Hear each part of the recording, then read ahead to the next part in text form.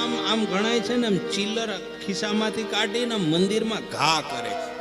આવો વિવેક બધો બંધ કરજો, આવું કરતા નહીં. હોય તો દાન પેટીમાં નાખજો, એના ચરણમાં ધરજો, પણ આમ કાઢીને આમ ઘા કરે, કંઈક કંઈક તો ભગવાનને લાગી જાય. ભગવાન મૂર્તિમાં હોય એટલું સારું કહેવાય, નહીં તો રામે એમ કહી દે કે રાવણ પછી તારો જ વારો છે. આવી રીતે ફેંકાય. અમુક અમુક તો ચોખા એટલા આમ એટલા મુઠ્ઠી આમ ચોખા ભગવાનને ઉડાડતા હોય, અને પછી એ ચોખા બધાના પગમાં આવતા હોય. અન્ન ઉપર આપણો પગ પડે, મહાદોષ લાગે. આવા બધામાં ફેરફારો કરવાની જરૂર છે.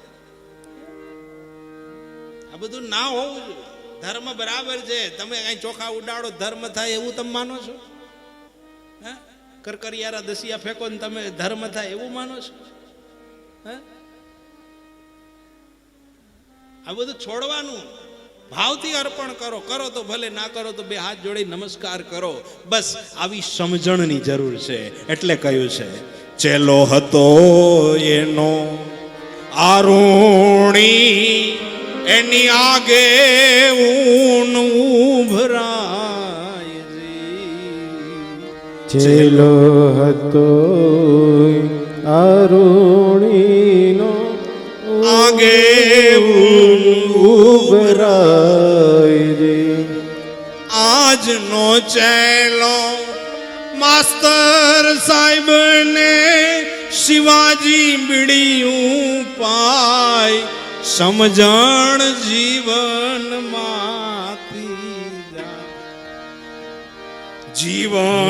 જીવનમાંથી જાય તો જોયા જેવી થાય. સમજણ જીવનમાંથી જાય. આજનો ચેલો પોતે હળગાવીને પીતો હોય ને, ગુરુદેવ નહીં દેતો. લ્યો લ્યો તમે પીતા, પોતે ફાંકી ખાય ને નહીં દેતો હોય. આવી સમજણ. આ બધું હોય તો દૂર કરી નાખજો. તમે કોઈ જો કે નહીં ખાતા પીતા હોય, નહીં વ્યસન હોય તમારે, કારણ નથી ને કોઈને. ખરેખર હું ભાગ્યશાળી છું કે મને વ્યસન વગરનો ગ્રુપ મળ્યું છે. બહુ ભાગ્યશાળી છે.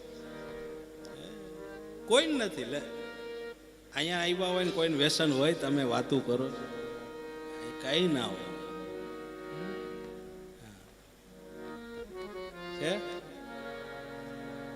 25% જ છે, બહુ જાજુ નથી ને.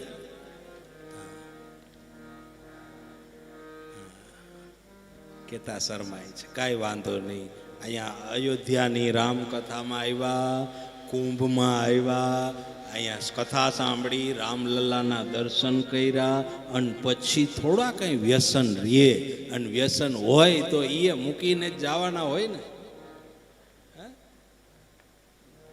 અમારો નીતિનભાઈનો તો આ સંકલ્પ છે કે આ વ્યસન હોય ને એને દૂર કરાવો, અને એના માટે અમે શિલ્ડ લાવ્યા છીએ અને તૈયાર કરીને દીધા છે. શિલ્ડ તમને દેવા છે જો વ્યસન મૂકો તો. અને પાછું ઇનામે દેવું છે, એક 1100 રૂપિયા.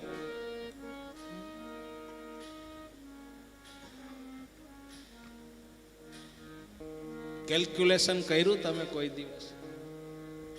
વ્યસનના ફાયદા અને ગેરફાયદા બે વિશે તમે કેલ્ક્યુલેશન કર્યું? તો કે હા કર્યું છે ને અમે. કેમ? તો કે જે માણસ વ્યસન કરતા હોય ને એને કોઈ દી બગાસા ના આવે.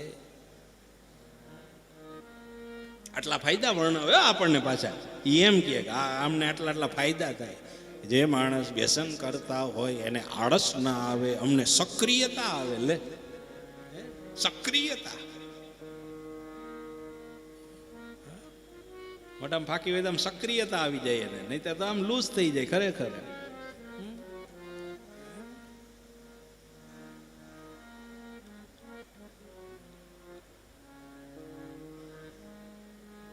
વ્યસને તો નિંદ્રાણામ મૂર્ખાણામ કલેહન વા. સંસ્કૃતનું એક સુભાષિત છે, બહુ સરસ સુભાષિત. વ્યસને તો નિંદ્રાણામ મૂર્ખાણામ કલેહન વા. નિંદરમાં અને મૂર્ખાઈમાં એનો જાજો સમય જતો હોય છે. એટલે એ નિંદર ના આવે એટલે વળી એમાંથી 2 દાણા લઈએ એટલે એમ કે અમને આ ખાઈએ ને તો નિંદર નથી. ખરા અર્થમાં એવું હોતું નથી. એક માનસિક આપણી મેન્ટાલિટી એની સાથે કનેક્ટ થઈ ગઈ હોય એટલે આપણને એવું લાગે છે કે આ ખાઈએ છીએ ત્યારે આપણને આવું થાય છે.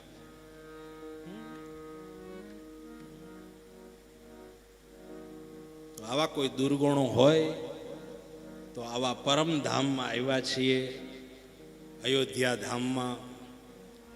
આવી રામકથા સાંભળીને છેલ્લા દિવસે આપણે દુર્ગુણોનું સમાપન કરી ભગવાન શ્રી રામના ચરણોમાં આ વસ્તુને પ્રાપ્ત કરી અને જીવનને સાફલ્ય બનાવો.